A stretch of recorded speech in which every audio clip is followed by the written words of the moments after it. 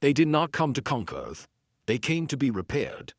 The Valari had once ruled a third of the Orion Arm with flawless precision. Their cities floated on anti-gravity lattices. Their fleets moved with clockwork discipline, and their citizens lived in calm, orderly efficiency. Every decision was calculated, every movement optimized, every emotion removed. They had evolved past it. Emotion had been deemed the root of war, irrationality, inefficiency, and biological decay. Over centuries, they engineered themselves into beings of pure logic. Their minds were quiet, their societies ran like perfectly tuned machines. No conflict, no art, no laughter, no grief, no fear, no joy. And for 1,000 years, they believed this was perfection. Until the degradation began. At first it was subtle, processing delays, systems stalling for microseconds longer than expected, neural lattices failing to route decisions through the most optimal pathways. Entire districts of Valari cities would pause in silent, unmoving stillness for minutes at a time, citizens simply not knowing what to do next. Their minds were flawless engines. But engines require fuel. They had removed the one thing evolution had designed to drive action. Purpose. Emotion. Without it, their species began to stall, not physically, not mechanically. Existentially. They called it the stillness. And no Valari scientists could solve it. So they searched for a species that still possessed what they had discarded. A species chaotic enough to have it in abundance. A species primitive enough to still be ruled by it. They found Earth. A world loud with emotion, its electromagnetic spectrum chaotic with broadcasts, arguments, laughter, music, shouting, crying, jokes, news, games, arguments about games, arguments about food, arguments about nothing. It was horrifying. It was perfect. A Valari repair fleet arrived in Earth orbit with a single request, translated into every human language. We require emotional recalibration. We offer technology in exchange for rehabilitation. Humanity responded the way humanity always did. They argued for 3 days. Then they invited the aliens down for coffee. The first Valari envoy landed in Geneva. The being was tall, crystalline, its body a lattice of faint blue light and metal-like tissue. It moved with smooth precision, its eyes were lenses of glassy thought. It stepped into the UN Assembly Hall and said, in perfect English, "Greetings, we are malfunctioning." The room went silent. A woman from Kenya raised her hand. "Have you tried turning yourselves off and on again?" The Valari paused for 2-3 seconds. "We have." That was how the relationship began. They had expected laboratories. Instead they were taken to cafes. The Valari delegation Saturday in a small Swiss coffee shop, staring at cups of dark liquid. "This is a social lubricant," a human explained. "Drink it." They did not have digestive systems, but they scanned the beverage anyway. "It is chemically unnecessary." "Yes," the human said, "that's the point." They watched as people talked, not efficiently, not logically. They jumped topics, they interrupted each other, they laughed, they complained about the weather. They told stories that had no practical purpose. A Valari recorded everything. After 6 hours, the lead envoy said, "We do not understand what is being repaired." The human smiled. "Exactly." The Valari began what they called immersion therapy. They went to concerts, sporting events, family dinners, children's birthday parties, weddings, arguments between married couples, road trips, barbecues, late-night fast food runs, office meetings that could have been emails. They observed humans doing things for no reason. They observed humans doing things because they felt like it. And slowly, something inside the Valari began to change. One Valari, observing a small child cry after dropping an ice cream, experienced an internal anomaly. Its neural lattice routed energy in an inefficient pattern. It labeled it curiosity. Later, while watching a group of humans laugh uncontrollably over a ridiculous joke, the same Valari recorded a processing spike. It labeled it amusement. Within weeks, Valari systems across Earth began registering anomalies. They were not breaking. They were waking. And humanity, delighted with their new alien guests, did what humanity does best. They shared everything. Memes. Movies. Music. Tats. The Valari fell in love with dogs first. A golden retriever named Maple Saturday Decide one Velaryon envoy for 3 hours without moving, simply resting its head against the alien's crystalline leg. The envoy reported a continuous neurofluctuation it could not categorize. Humans told it, "Net's comfort." The Valari wrote it down like a scientific breakthrough. Comfort. Their civilization had no word for it. But Earth was not just repairing them. Earth was upgrading them. Because humans, after a few months, began to notice something else. Valari ships were beautiful, impossibly efficient, but unimaginative.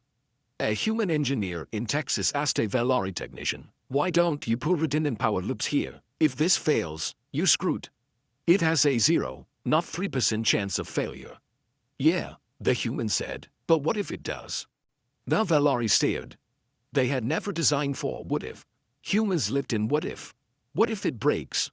What if it's fun? What if we try? What if we shouldn't? What if we do it anyway? Within months, Valari ships were redesigned by human engineers who drank too much coffee and added unnecessary but brilliant redundancies, improvisations, modular upgrades, and reckless creativity. Valari vessels became unpredictable. They became better. The Valari began calling it human chaos optimization. Then the Carthi arrived. The Carthi had been watching. They were a militaristic empire that had long feared the Valari's technological superiority. For centuries they had avoided conflict. But now Valari fleets were not moving, not expanding, not asserting dominance. They were part above Earth. And Earth, to the Carthi, was primitive, soft, an easy target. They attacked without warning. A Carthi armada dropped out of warp at the edge of the solar system and fired on Valari repair ships. The Valari did not respond for 2 seconds. They were confused.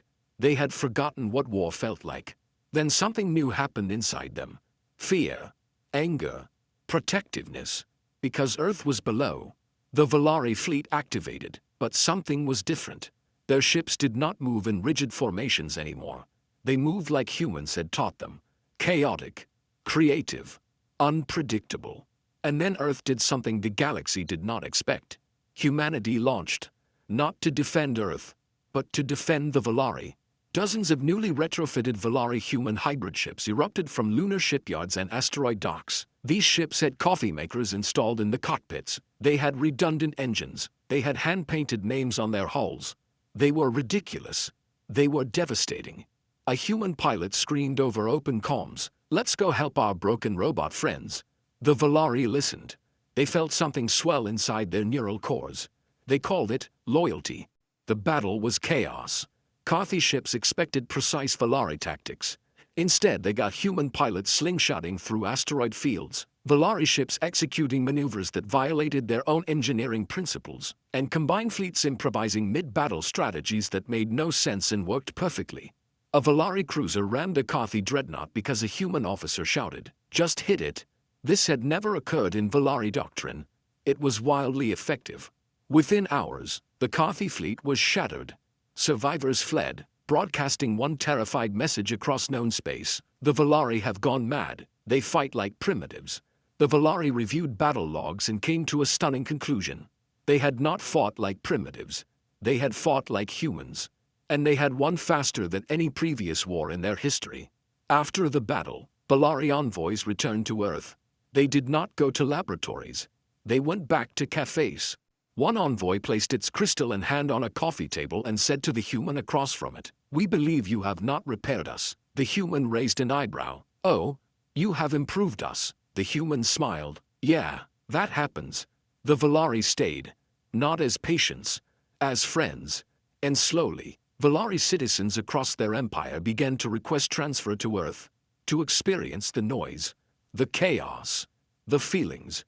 They built neighborhoods next to humans. They attended concerts voluntarily. They adopted pets. They watched terrible movies and loved them. They began making art. Terrible, inefficient, beautiful art. The galaxy watched in disbelief as the most logical species in existence began arguing about pizza toppings. And then the requests came. Other species, hearing what Earth had done, asked to visit, to be repaired. Earth became something no one had predicted. A galactic rehabilitation center. A place where species went to remember why they existed. But it also became something else. A military power unlike anything before. Because every species that left Earth took with them human unpredictability, human emotion, human what if, and every one of their ships was upgraded by human engineers who refused to design anything boring. The Carthi never attacked again. They sent diplomats instead. They were offered coffee. They left confused. What changed? Years later, the Valari historian wrote the official record of the era. We went to Earth because we were broken. We believed we needed repair. Instead, we were given coffee, dogs, jokes, redundancy, irrationality, and the terrifying realization that we had evolved past the very thing that made us alive. And then Earth taught us how to fight again. Not with precision, but with purpose. And the galaxy learned a simple, alarming truth. Humans were not a primitive species. They were the missing component of civilization. They were the emotional engine that logic required to function. They were the reason ships had backups, the reason wars were won, the reason life felt like life. Earth had not conquered the galaxy. It had caffeinated it, upgraded it, and quietly turned itself into the most dangerous shipyard in existence.